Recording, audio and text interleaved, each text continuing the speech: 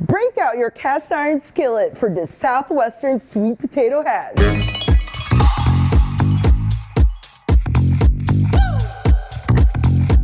Alright, before we get going on this recipe, make sure to subscribe and click notifications so you can see all our wonderful videos. And right after making this hash video, we are going to show you the perfect way of cleaning a cast iron pan. Let's get going with our sweet potato hash. So first we are going to start off by taking off the top and the bottom of our sweet potato. Then we are going to take our peeler and peel our sweet potato. Oftentimes when peeling a sweet potato, you can run into these eyes. All you have to do is take your peeler, you can just scoop in like you were scooping an ice cream and it comes right off. Now, we don't want our potato to roll off our chopping board, so a little thing I like to do is create a flat, even layer on your first initial slice, and that's going to enable us to have a potato that's going to lay still without movement whatsoever. We're going to dice up our sweet potatoes into small, even cubes, and then we're ready to go. You really want to make sure all your ingredients are prepped before you start cooking. First, we're going to start by turning on our flame on our cast iron pan, and we will be adding 2 tablespoons of oil. You know your oil is ready when it can move freely in the pan.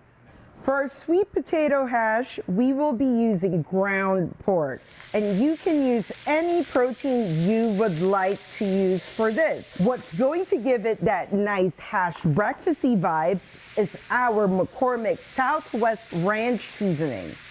And then we're going to give it a nice mix. This is going to add so much flavor and it smells so good right now. Our ground pork looks ready. By using a slotted spoon, we can keep all the juices in the pan. Now let's set this aside for later and it's time to cook our veggies. Now let's add our sweet potatoes onto our cast iron pan. Make sure that they are all in an even layer. We are going to cook this until the potatoes are tender. How do you know if your potato is ready? You need a fork. Once it goes through, it's ready. Now that my sweet potatoes are tender, I'm going to go ahead and add my onions and my bell peppers. And now that I've added my onion and bell peppers, I'm going to boost up that flavor with even more Southwest Ranch seasoning. Southwest Ranch! And once our seasoning's in, just give it a nice little mixy mix once again. As you're mixing, you really want to scrape the bottom of your pan to make sure that all those wonderful flavors are incorporated. So we want to cook this for 3 more minutes, and then let's add our pork back in. Make sure you give it 1 more mixing so it's fully incorporated with our sweet potatoes. And all that's left is to add our egg. So what we're going to do is create an even layer in the bottom of our pan, and we are going to go ahead and grab ourselves a measuring cup. Now, what's the measuring cup for? To create little nests for our eggs. And we are going to add it right onto the little nest that we made.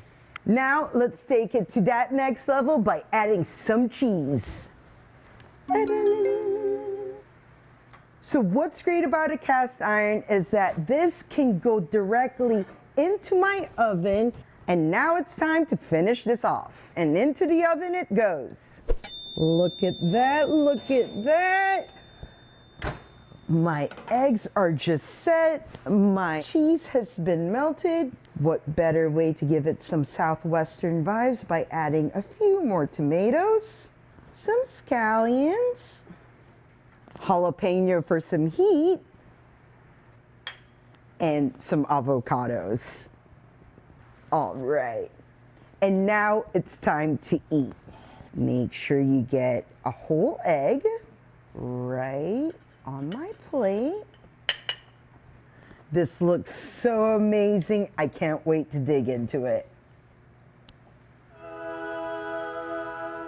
That's exactly what I'm talking about right there. A perfectly runny yolk, crispy sweet potatoes, and wonderful Southwestern ranch flavors. I can't wait for everybody to try this. Maintaining a cast iron pan can seem daunting, but all you have to do after using a cast iron pan is put it right on top of our burner, put it over medium heat, and to this we are going to add salt into it.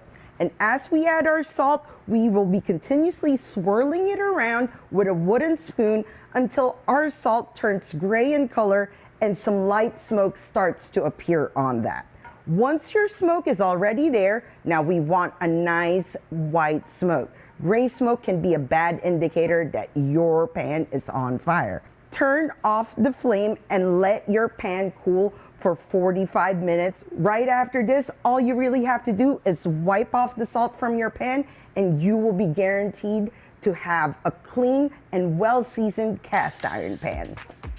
If you enjoyed today's recipe, please make sure to give it a good old thumbs up and make sure to subscribe to our McCormick Spice YouTube channel for more recipes from our test kitchen chefs. Have a good one.